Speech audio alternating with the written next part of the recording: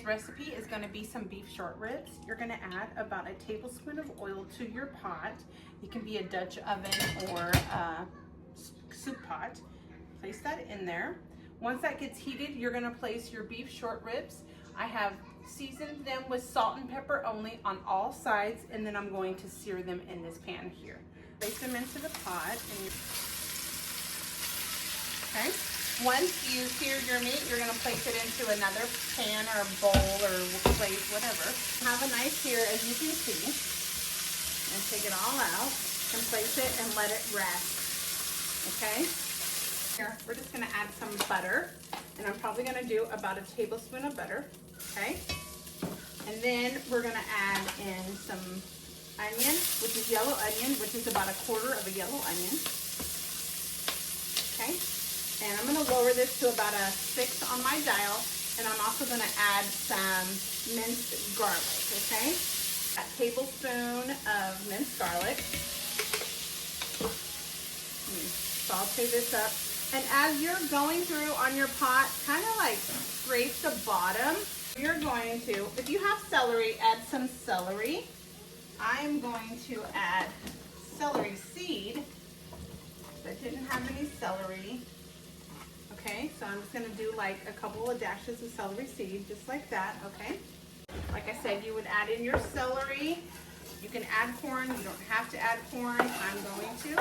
This is just a prep. You'll add in some carrots, and I have about a half a bag of carrots that I'm going to add here, okay? And stir this up and let this get nice and incorporated, okay?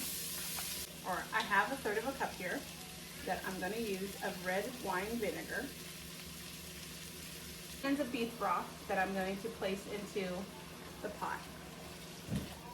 Okay? When you add your meat back in, you want to make sure that your meat is covered, okay? So let's give this a quick stir.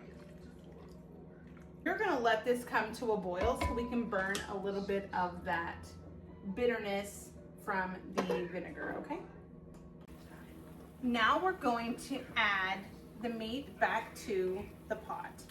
Now remember that once you add your meat back in here, it needs to be able to be covered, okay? And I have some corn on the cob here that I'm also gonna place, but if these don't get covered, that's fine. All right, so now we're just gonna cover it and we're going to simmer it, okay? So we are going to check it out. It has been a little over 2 hours, about 2.5 maybe, okay? Pretty tender, okay? What I'm gonna do now is I'm gonna take out the corn. I'm leaving all the vegetables in the pot. I'm going to take out the beef.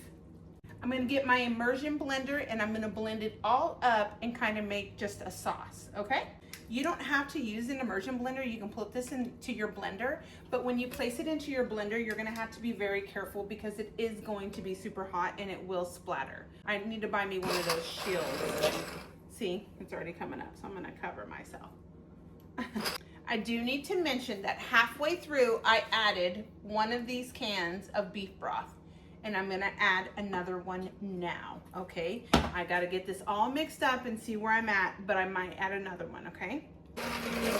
So, if you don't like it as thick, okay, because it's like a thick paste now, you can add some bone broth to it. I'm gonna turn the heat off for a minute, okay?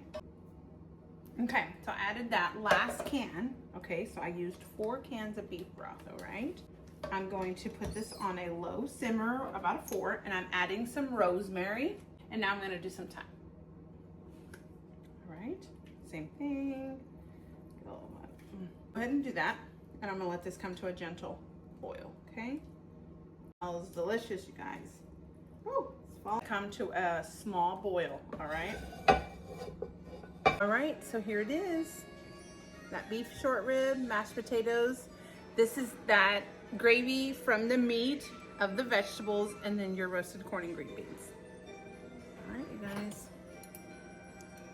Look at that. Wow, it's delicious.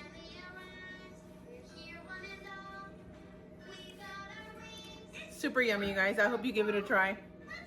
So delicious. The meat just falls right off.